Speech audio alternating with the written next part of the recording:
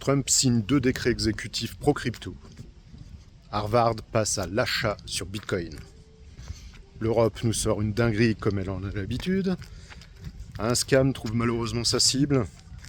Nvidia nous bat un nouveau record. Et on ira voir du côté de la bourse ce qui se passe. C'est le récap hebdo. Vous êtes sur Coinflex. Nous sommes le lundi 11 août. Et je vous invite à vous abonner, à cliquer sur j'aime, à commenter, à partager. Allez, c'est parti. Donc on commence par notre ami Trump qui nous a signé plein de décrets exécutifs jeudi dernier, dont 2 plutôt intéressants au niveau crypto. Donc un premier qui vise à empêcher le débanking des acteurs crypto. On a eu beaucoup de problèmes aux États-Unis avec ça, il y en a eu en France aussi évidemment. Donc l'idée c'est d'empêcher les régulateurs fédéraux d'inciter les banques à couper les ponts avec les acteurs crypto. Voilà, donc ça c'est plutôt une bonne nouvelle pour toutes les entreprises crypto-américaines qui vont enfin pouvoir se bancariser sans passer par des banques de seconde zone ou d'autres astuces que je ne connais pas. Voilà, donc ensuite, deuxième décret qui a d'ailleurs bien fait bondir les cryptos, c'est un décret très important qui va permettre donc aux Américains de rajouter des actifs alternatifs dans leur plan 401K, donc des cryptos. Alors, le plan 401K, qu'est-ce que c'est? C'est un des piliers de la retraite des Américains. Donc, on va faire un petit récap de comment fonctionne d'ailleurs la retraite aux États-Unis. Donc, en gros, on a 3 piliers. Donc, le premier pilier, c'est la Social Security, désolé, qui est à peu près l'équivalent de notre Ponzi, de notre retraite par répartition. Donc l'idée c'est que l'employeur et le salarié versent à peu près chacun 6% je crois du salaire pour donc cette réserve pour la retraite. Il me semble que pour y avoir droit c'est minimum 40 trimestres, donc 10 ans. Le taux plein ça doit être à peu près comme nous un peu plus tard, 67 ans. Voilà. Alors le problème c'est que ça représente pas grand chose, puisque en gros je crois que pour un travailleur moyen ça représente à peu près 40% à peine du dernier revenu. Donc c'est pour ça qu'on fait aussi de la retraite par capitalisation aux États-Unis. Donc on a ce qu'on appelle l'IRA. Donc c'est un peu l'équivalent d'un PER, voilà. Donc on investit, donc je crois qu'il y a une limite de 25 000 $ ou quelque chose comme ça, ou peut-être un peu moins par an. Donc on investit, on déduit ça du revenu imposable, et voilà, et ça marche voilà, comme un PER. Donc on a des actions, on peut faire du private equity, je pense aussi. Et on a le dernier pilier. Donc là, ça serait un peu plus l'équivalent de nos plans épargne entreprise, donc ce qu'ils appellent les fameux plans 401K. Donc le plan 401K, en fait, en vrai, c'est un peu plus comme un PER, sauf que c'est un PER qui serait en plus abondé par l'entreprise. Donc elles le font pas toutes, mais la plupart, elles abondent de 50 cents pour 1 $ investi par le salarié. Et ça représente une grosse partie des plans retraite américains, puisque le premier trimestre 2025, je crois que ça représentait 8700 milliards de dollars. Donc voilà, donc c'est pour ça que c'est une bonne nouvelle pour la crypto, puisque y a une grosse manne d'argent qui va pouvoir se déverser sur notre petite crypto adorée. Autre bonne nouvelle pour la crypto, on a le fonds de dotation de l'université d'Harvard. Donc c'est un fonds énorme, je crois que c'est plus de 50 milliards de dollars, investi sur vraiment beaucoup d'actifs. Et donc ils viennent de publier là donc leurs derniers chiffres. Et qu'est-ce qu'on retrouve en 5e ligne? Derrière, je sais plus, il y a Apple, Microsoft, enfin bref. Mais en 5e ligne, on a Bitcoin. Donc le fonds de dotation de Harvard a à peu près l'équivalent au cours actuel de 120 millions de dollars de Bitcoin. Donc on part des States, on va revenir chez nous. Et bah comme à son habitude, l'Europe nous a encore sorti quelque chose d'intéressant. Donc on a l'ABE, donc qui est l'autorité bancaire européenne, qui est en train de nous préparer un projet de règles qui concerne les banques européennes qui voudraient posséder des crypto-monnaies. Donc étant donné qu'elle suppose que Bitcoin et Ethereum sont des actifs non garantis, elles vont imposer donc un facteur de risque de 1250% à ces banques. En gros, prenons un exemple simple. Société Générale, je les prends comme exemple parce qu'ils aiment bien la crypto.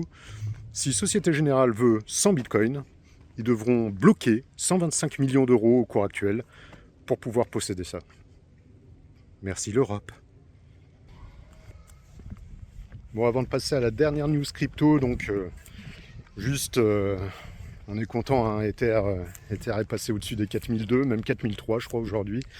Donc voilà, tout se passe bien là sur la crypto. Donc soyez prudents quand même, hein, ça reste très très volatile. Donc dernière news, on a malheureusement un gros scam qui a eu lieu. Donc c'est un scam qui a été sponsorisé Google Ads. Donc c'était une copie d'AAVE, hein, clairement. Alors l'URL, c'était pas du tout la bonne, hein, c'était aaxe. Je sais pas quoi. Mais bon, donc on a quelques personnes qui se sont fait avoir.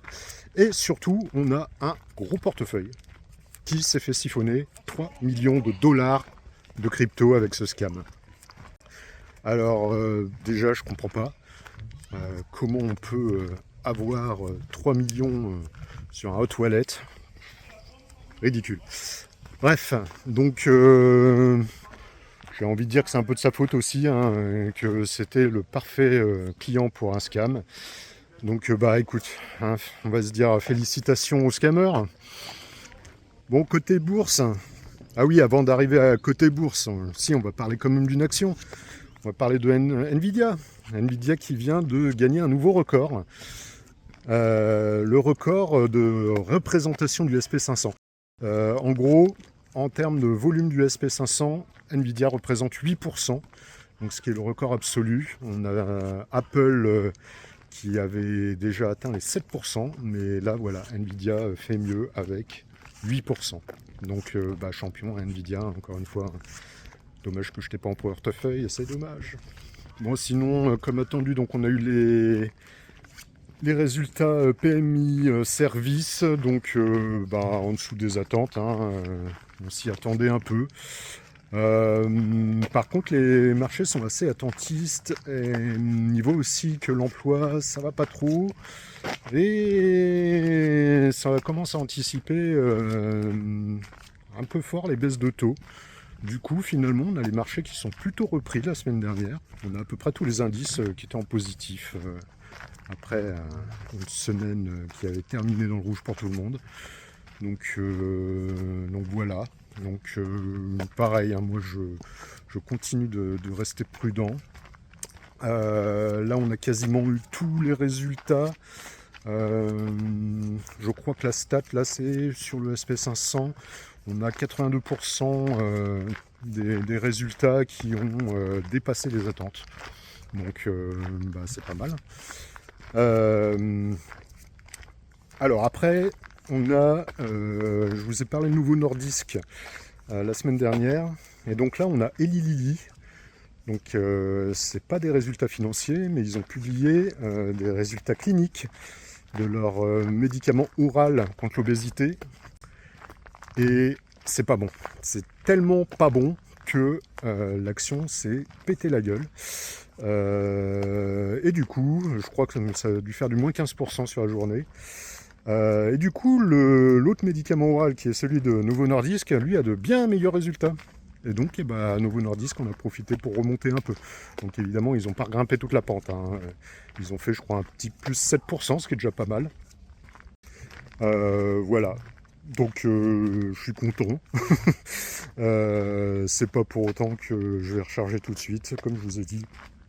Je vais attendre septembre, je pense. Alors par contre, j'avais une autre action en watchlist. Donc là, je précise bien, je ne fais pas de conseil en investissement. Hein, c'est qu'un gars qui se balade et qui raconte des trucs sur la bourse. Je ne suis pas conseiller financier, rien du tout. Donc je donne que mon humble avis. Donc voilà. Donc cette action, c'est aussi une action américaine, c'est Fortinet. Donc Fortinet, ils ont plutôt eu des bons résultats. Peut-être une marge opérationnelle qui est un peu baissée. Mais surtout, ils ont annoncé un troisième trimestre qui sera sans doute pas très bon. Puisque évidemment, vu la situation des droits de douane et tout ça, les entreprises sont assez prudentes sur leurs achats. Et donc la cybersécurité, bizarrement, passe pas en premier. Donc ils ont averti de ça, et comme en ce moment la bourse est folle, du coup l'action a chuté. Mais alors elle a chuté, waouh, elle a fait un moins 25% je crois. Donc ce qui fait que je suis pas encore tout à fait à ma fair value.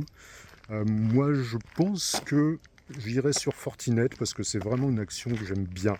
La cybersécurité, clairement, voilà, il n'y a pas de choix, hein, vu l'époque. Donc ma propre société dans laquelle je suis est sur Fortinet d'ailleurs. Donc c'est un produit que je connais. Donc moi j'attends qu'elle soit dans les... à 65 $, j'y vais. Donc là, elle est un peu au-dessus. Donc elle est descendue à 70. Là, elle est remontée un peu. J'attends de voir. Et là, du coup, je vais pas suivre ma règle. Si elle descend à 65, je pense que j'achèterai avant septembre, si ça arrive avant septembre. Voilà. Qu'est-ce qu'on a d'autre ?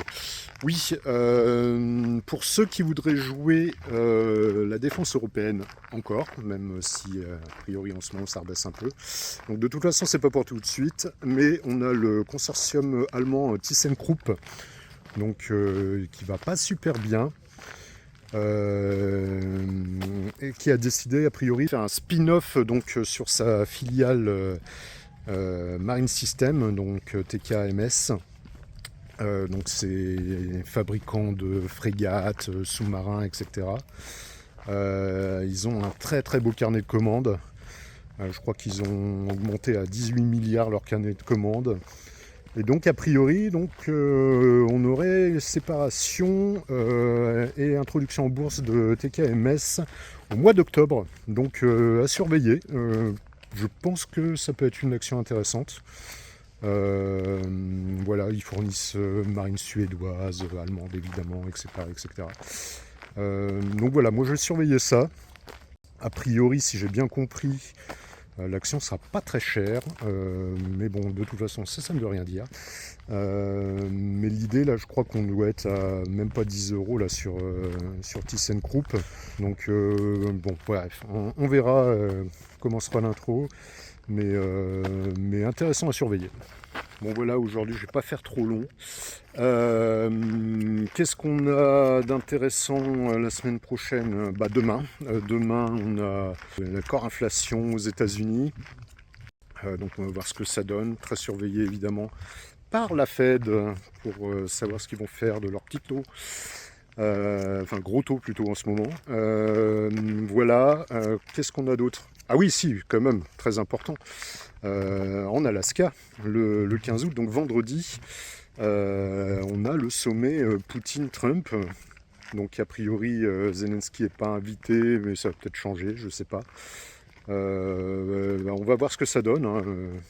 A priori, Trump, comme à son habitude, est sûr qu'il va réussir à amener la paix en Ukraine. Donc on va voir.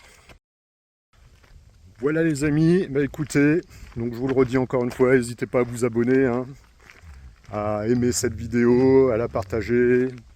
Vous pouvez aussi me laisser des petits commentaires, pour l'instant il n'y en a pas, je suis un peu triste.